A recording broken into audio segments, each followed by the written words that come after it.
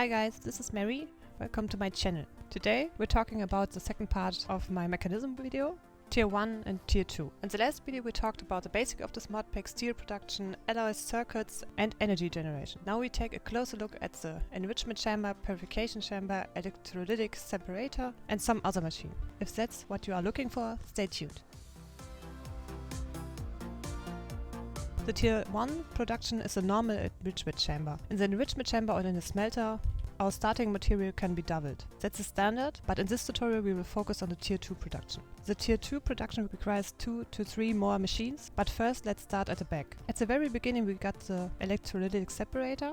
This machine requires water, which I now get from the sink on the left. The sink from cooking for blockheads is an infinite water source. You can also get your water by a 4x4 infinite water source, but I prefer to have a machine here, so I'll use the sink. The electrolytic separator turns water into hydrogen and oxygen. By the way, the separator is great for refueling the Mekanism jetpack, which requires hydrogen as fuel. I love the jetpack, easy to craft, cheap to fuel. But back to the point. In this case, we need the oxygen, which we send via the pressurized tube to the purification chamber. For my example, I'm using gold. In the purification chamber, we're now using the oxygen that has passed through the pressurized tube. Here it is.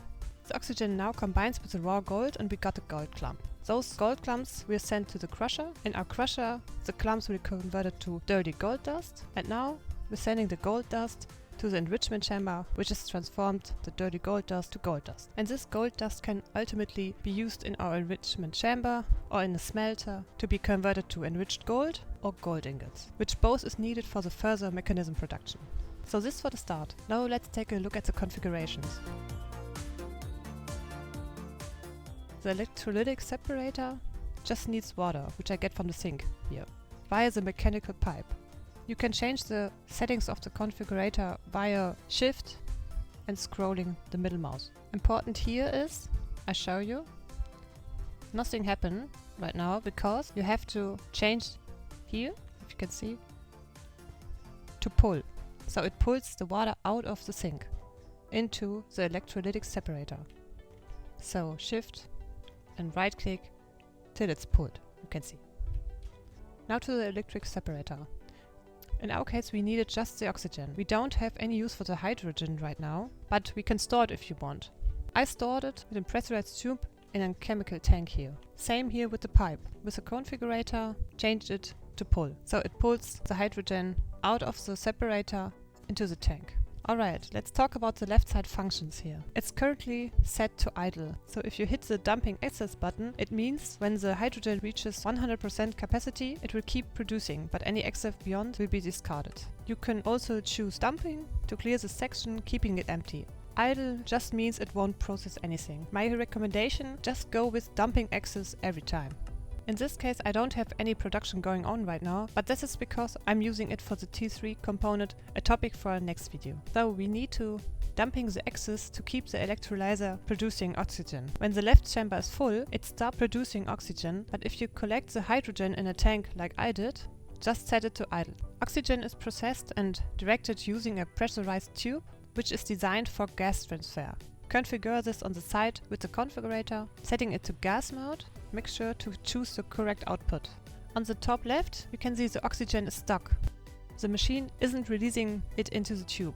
Why? We set the output to blue, but checking inside, the blue output is hydrogen and turquoise is oxygen. So switch the output to turquoise and the oxygen flows through the tube again.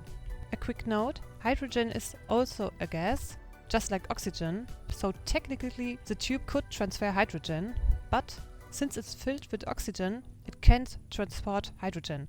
That's why production stalled. Now moving on to the purification chamber, which now receives the oxygen. Here it is. It has power, the raw gold and the oxygen. You can use other ores, but I use gold, it's just my example. When the raw gold combines with oxygen, it becomes the gold clump, which is then sent using a logistic transporter, this time for items. Configure it to items using the configurator. It's sending the gold clump into the crusher. Same here with the pull. I'll show you. Now it wouldn't work. You have to configure it here, pull. So it pulls the item out of the machine into the next. The crusher now has a gold clump here in this area, and crushes the gold clump into the dirty gold dust. Configure the output to blue so the dirty gold dust is transported using a logistic transport cable to the enrichment chamber.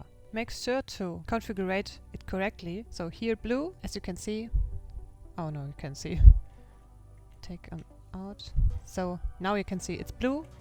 That's the output. Here it needs to be blue as well. The dirty gold dust is sent to the enrichment chamber.